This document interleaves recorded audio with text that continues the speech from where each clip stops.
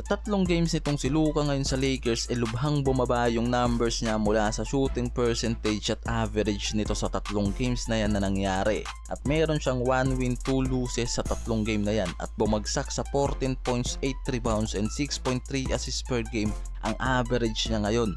Hindi ito yung inaasahan ng halos buong NBA community sa nangyaring blockbuster trade na to, na parang hindi nga ganun naging perpekto dahil sa Dallas naman ngayon itong si Davis nasa injury at mabuti na nga lang talaga kahit papano napapakinabangan ngayon nila itong si Max Christie. Tapos ngayon sa Lakers itong si Luka naman dahil bagsak yung tatlong laro niya na ginawa na ikinababahala naman ng buong Lakers, lalo na yung shooting percentage at overall performance na halos hindi maabot o wala sa kalingkingan ng expectation sa kanya ng team.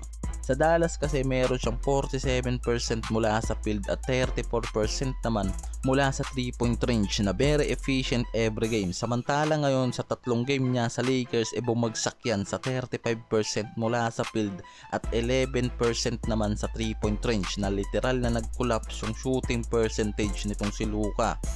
Sa huling laban nila kontra sa Hornets, gumawa lang yan ng 14 points, 11 rebounds at 8 assists sa game, na sobrang struggle yung inabot nitong si Luka sa game na yan dahil sa ginawa pa nitong 5 out of 18 field goal at tinalo pa sila dyan ng Hornets in 3 leading score. At mismong sa game na yan umabot sa 30 minutes played yung ginawa niya dahil tinanggal na nga yung minute restriction niya at kinumpirma yan mismo nitong si JJ Redick. Sa tatlong appearance na rin na yan ni Luka, hindi pa nakikita dito yung pagiging top scorer niya at parang sobrang laki ng pinagbago nga nito. Talagang may isip mo na naninibago lang talaga sa environment at sistema na meron dito sa Lakers itong si Luka. At kitang kita natin na hindi pa nito nakukuha yung magandang rhythm niya sa team ng Lakers. Pero syempre aasahan mo pa rin dyan na mga ilang games pa bago matanggal yung kalawang niya. Kaya aasahan mo rin dyan na ilang games magagawa na nga nitong makapag-adjust lalo na sa teammate niya at magiging chemistry niya kasama itong si Lolo Bron. Ang nakikita ko kasi kay Luka yung pagiging team leader niya sa Dallas na ngayon hindi niya kayang magawa dahil nga sa Lakers itong si LBJ yung nagle-lead. Kaya kailangan nga gawin nitong si Luka mag-adjust. Kung baga kung dating siya ang team leader sa Dallas ngayon babagsak siya muna sa pagiging sidekick ni LBJ. At parang lumalabas na naiilang pa to ngayon na gumawa ng sarili niyang gameplay sa loob ng court.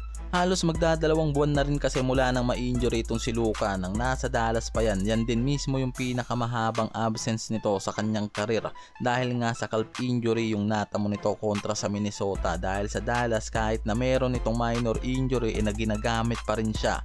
Kaya naman sa pagbabalik nga nito ngayon sa court pero hindi sa Dallas Mavericks, kung hindi dito sa Lakers parang nagtatanggal pa talaga ng kalawang itong si Luka dahil sa halos magdadalawang buwan na nitong pahinga. Kaya pwede mo rin ngang sabihin na naninibago pa to at kinakapanya pa yung laro niya at 3 teams sa game. Kaya palyado rin yung shooting niyan lalo na sa outside. Kakailanganin pangaraw nito ng oras o ilang games para maibalik yung pagiging elite scorer at top scorer niya. At ngayon nga may mga lumalabas na nag-e-exercise na ngayon itong si Luka at nag-workout na, kaya paniguradong meron tayong aabangan. At mismo si JJ Redick umaasa na makakabalik nga ito agad ng maaga sa kanyang pagiging elite scorer at yung way nito sa pagiging role player sa game. Katulad ng laro na ginawa nito sa former team niya na Dallas at kung paano nito dinala ang Dallas sa NBA Finals noong 2024. Dahil paniguradong kung maagang makakabalik sa magandang stat line itong si Luka sa Lakers, paniguradong magiging malaki yung impact lalo niyan pagdating sa offensive depth ng Lakers at yan yung inaantay mismo ng maraming LA Lakers fans dito kay Luka.